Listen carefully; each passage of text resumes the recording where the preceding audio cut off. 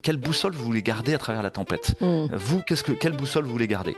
L'inviolabilité du corps, le consentement libre et éclairé. Mmh. Le fait que des gouvernements, des instances supranationales n'ont pas à décider comment vous devez agencer votre santé. Et donc vous pouvez le voir dans l'autre sens en se disant mais l'objectif est toujours le même. L'argent, le pouvoir, l'atteinte aux libertés des autres, l'agenda 2030 qui a été largement mis en place par le World Economic Forum, la traçabilité intégrale de nos existences dans une société de contrôle et de surveillance telle que l'ont montré Michel Foucault ou d'autres, façon 1984. Bon, on voit tout ça progresser depuis des années et c'est toujours cette logique du contrôle intégral, dans finalement une caste terrorisée de le perdre. Autour de l'antivirus, qu'est-ce qui vous fait dire en tout cas qu'on n'est pas sur un cas, sur une épidémie sérieuse? C'est que pour le moment, les réseaux sociaux ne censurent pas sur ce sujet-là.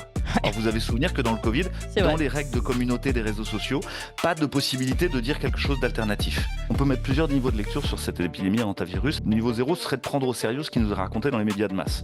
C'est-à-dire que vous imaginez que vos institutions vous veulent du bien, que les médias disent la vérité, que...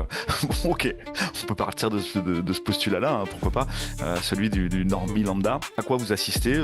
Une épidémie localisée d'une maladie grave, extrêmement bien prise en charge par la coordination entre les États, l'OMS, les structures de rapatriement, et puis d'emblée des propositions thérapeutiques vaccinales qui peuvent être mises en place par Moderna ou d'autres, parce que heureusement on a ces firmes qui travaillent et prévoient le pire. Un deuxième niveau de lecture, niveau 1, serait de dire il y a une opération de rentabilité pour les laboratoires, Moderna fait de l'argent, ses actions augmentent au passage, Alexandra Rianco l'a très bien dit dans une vidéo sur le sujet. L'annonce même simplement de cette épidémie a fait bondir leur action. Puis après il y a d'autres niveaux de lecture qui seraient, on va dire, plus ésotériques ou eschatologiques, qui est le mal existe quoi.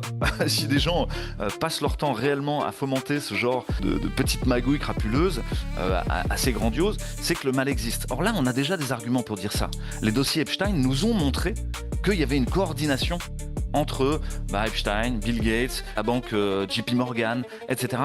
Tout ça a été montré par le journaliste Sayer J, qui montre que tout ça est l'objet, effectivement, d'un complot. Il s'agit d'un serious game, un stress test sur la réactivité des coordinations multiples autour d'une épidémie. On joue de manière réaliste à faire comme s'il y avait une épidémie, puis on voit ce qui se passe, comment les médias réagissent, comment les réseaux sociaux réagissent, comment les internautes réagissent, une sorte de ballon d'essai. Et là, il y a quelque chose d'intéressant, c'est que vous voyez les internautes réagir et tous disent en gros, allez vous faire foutre avec votre histoire. On n'y croit pas, on n'a même pas envie d'y croire, on veut pas en entendre parler. Ça, c'est très rassurant quelque part. Il y a une sorte de bon sens populaire qui a peut-être commencé à s'installer sur ces choses-là. Et vous entendez derrière le discours de Tedros, qui est un dangereux criminel quand même. Et l'OMS est une firme en grande partie privée, financée par Gavi, la fondation Bill et Melinda Gates. Vous vous en souvenez, c'est pas l'OMS de vos 20 ans dans les années 70. Gates, maintenant, c'est le premier financier. Les États-Unis étant partis. Exactement. Ouais. Si on se mettait à parler de l'Académie de médecine qui nous explique qu'on doit être vacciné de manière obligatoire en tant que soignant contre la grippe et le Covid, au moment où Moderna a son accréditation pour un nouveau vaccin combiné grippe et Covid, alors que ça ne repose sur aucune donnée scientifique, ça poserait problème. Si on commençait à discuter de ce qu'est la maltraitance des enfants, l'aide sociale à l'enfance, qu'est-ce qui s'est passé pour la famille de Richard Berry, qu'est-ce qui s'est passé pour les enfants dans les écoles à Paris, etc. Vous imaginez, quelque part le diable doit nous distraire.